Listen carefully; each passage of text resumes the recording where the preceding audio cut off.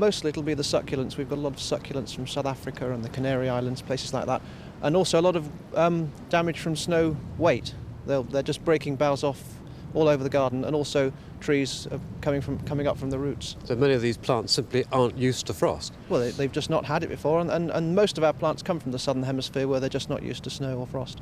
You mentioned the succulents at risk. I mean, typically what types are going to die? Well, you've seen Aloe speciosa from Natal. What happens, the plant takes up the water, but at the moment the water is freezing inside the plant, so as soon as the thaw comes, the plant really will just fall to pieces.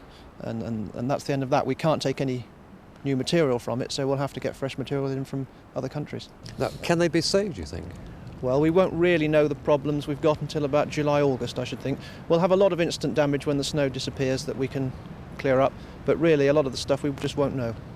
What's life like on Tresco at the moment? Well, I believe most of the water supply's been frozen out, so we're all rushing around packing snowballs into buckets and boiling that up.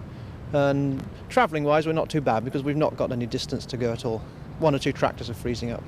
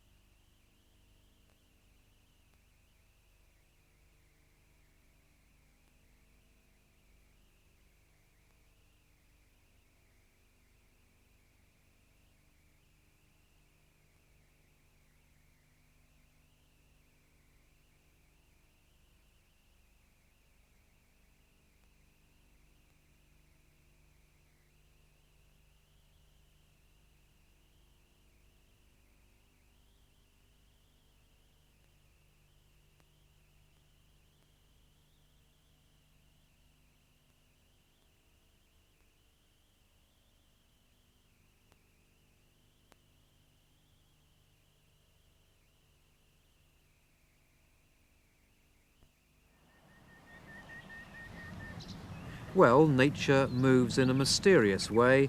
For those who've never seen the gardens of Tresco, it seems to be a subtropical paradise.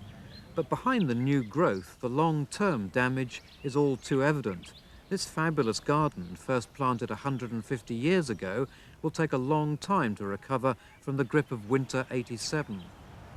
This was the scene in January. Drifts 9 inches deep on an island which rarely sees a snowflake, and temperatures so low that water-bearing plants literally froze to death from the inside. Birds which came to Tresco to escape the winter were caught in a cruel backlash. Hundreds died from cold and starvation. Even Neptune must have felt a shiver. The temperate Gulf Stream, which envelops Tresco like a blanket, had suddenly stiffened into a shroud. Today, in high summer, the men who tend the Abbey Gardens are still counting the cost, and it's painful. Well, we've probably lost about 50% of sheer bulk and material, but it's not such a bad story overall. Plants are regenerating and resprouting fairly vigorously, and as we said before, it'll take about 6 months, and we now know what's happening. What in particular suffered then most? Most of our large trees, they caught the brunt of the east wind, and that was what did the damage, the wind chill factor. But already we've been off plant collecting. This year's policy is to collect plants. We'll be cleaning through the winter and planting next spring. Because things like the flame tree should be literally flaming just about now, shouldn't This is they? the time of year they normally flower. They look dead. Yeah, but it's just this last 2 weeks they've started to throw up shoots, and within the next 2 or 3 years they'll look right again. What about the succulents, which were virtually covered in snow? Well, we lost a lot of those, but again we've been collecting, as I say, at queue, and we're bringing material back in. Would some have survived because of the depth of snow? Yeah, anything that was covered with the snow, it would have insulated it, and they were totally fine. It's simply the wind that did the damage. With hindsight, Mike, could you have saved some of the plants, do you think? Not really, it was just a bit too severe. 9 inches of snow was just too much to keep away. And you are replanting right now. You say you've been to queue several times. Well, this year we're clearing really, and finding out what's regenerating, where we can plant again for next year. And so in the spring we'll have a clearer picture. So how long before these famous gardens really are back to their former glory? Well, I think within 3 or 4 years there's no reason why we shouldn't look very good again, and within 4 to 5 years a lot of new species will have been introduced.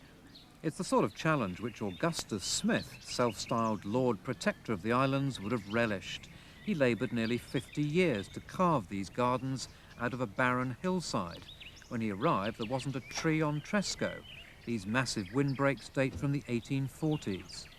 Without his foresight, Tresco Gardens could have been decimated.